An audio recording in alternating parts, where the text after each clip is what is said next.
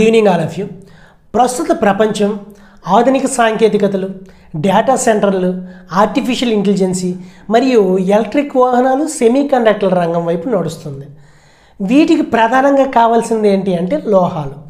ఈ లోహాలు అనేవి భూ ఉపరితలంపై కంటే సముద్ర అంతర్భాగంలోనే అధికంగా నిక్షిప్తమై ఉన్నాయి.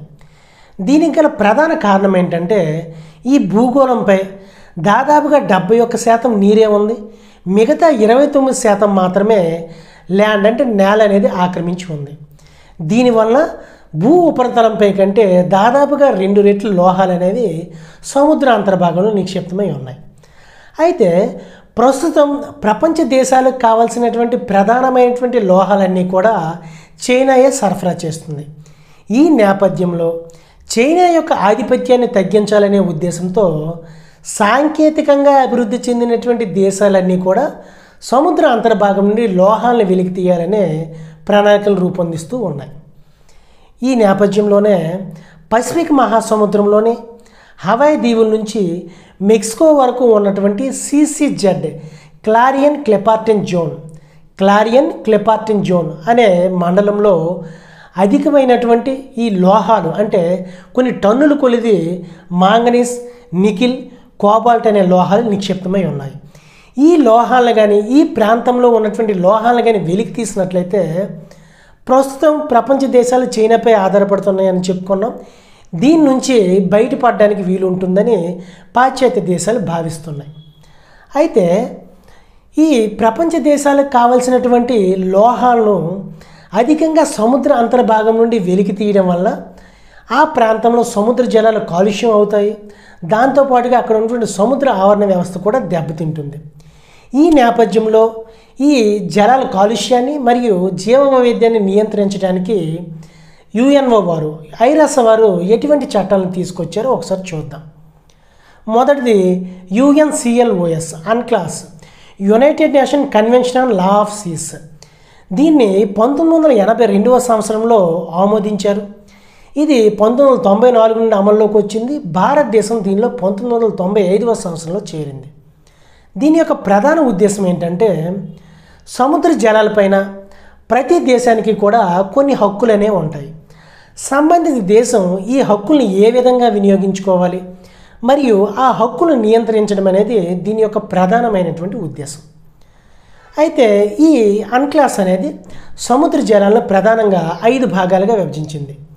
1 ఇంటర్నల్ వాటర్స్ అంతర్గత జలాలు, 2 టెరిటోరియల్ వాటర్స్ ప్రాదేశిక జలాలు, 3 కాంటిజియస్ జోన్ సమీప మండలము, 4 ఎక్స్క్లూజివ్ ఎకనామిక్ జోన్ ప్రత్యేక ఆర్థిక మండలి, 5 హైసీస్ అంతర్జాతీయ జలాలు. ఇందులో మొదటిదైనటువంటి ఇంటర్నల్ వాటర్స్ అంతర్గత జలాల కోసం తెలుసుకుందాం.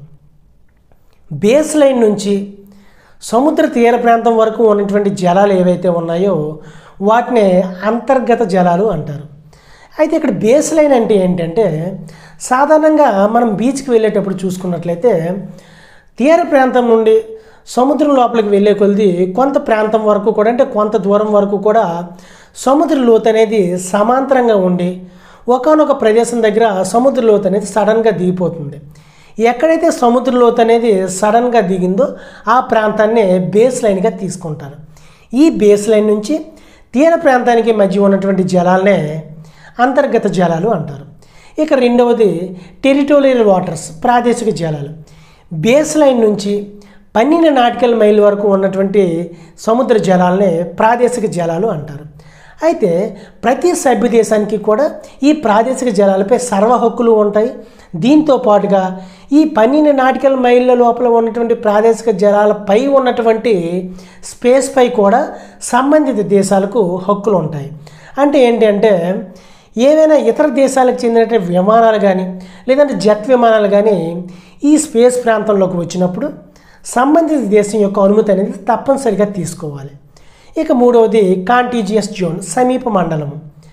బేస్ లైన్ నుంచి 24 నాటికల్ మైల్ వరకు ఉన్నటువంటి ప్రాంతాన్నే కాంటిజియస్ జోన్ అంటారు. ఇక నాలుగవది ఎక్స్క్లూజివ్ ఎకనామిక్ జోన్ ప్రత్యేక ఆర్థిక మండలి.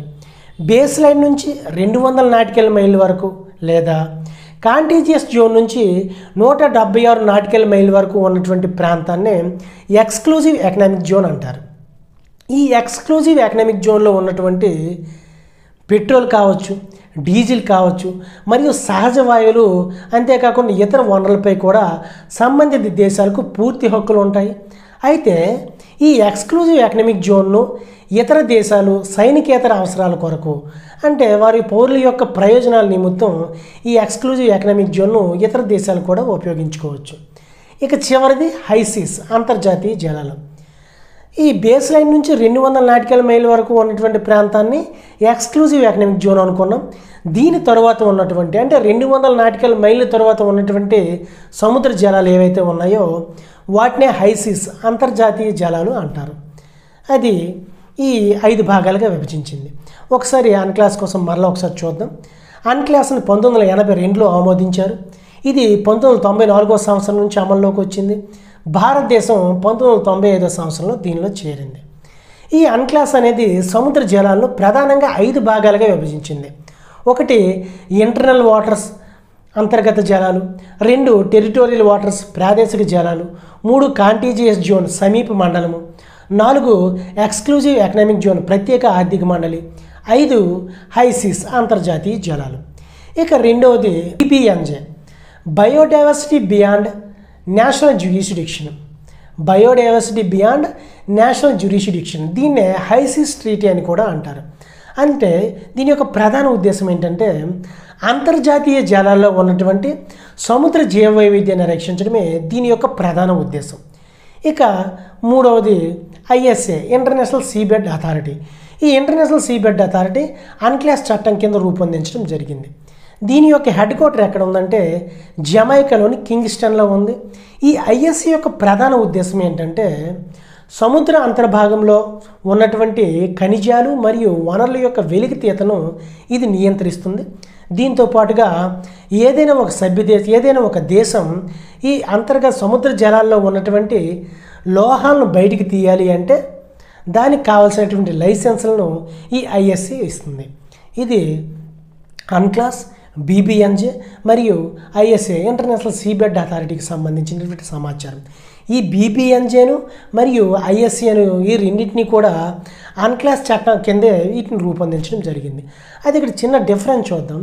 అన్క్లాస్కి మరియు BBNJకి మధ్య ఉన్నటువంటి ప్రధానమైనటువంటి డిఫరెన్స్ ఏంటంటే అన్క్లాస్ అనేది సముద్ర అంతర్భాగంలో ఉన్నటువంటి వనరుల యొక్క వెలికితీతను మరియు ఆ దేశానికి సంబంధించిన హక్కులు ఏ విధంగా వినియోగించుకోలేదో చూస్తే, BBNJ అనేది బయోడైవర్సిటీ బియాండ్ నేషనల్ జ్యూరిస్డిక్షన్ అనేది అంతర్జాతీయ జలాల్లో ఉన్నటువంటి జీవ వైవిధ్యాన్ని రక్షించడానికి సంబంధించింది ఈ BBNJ.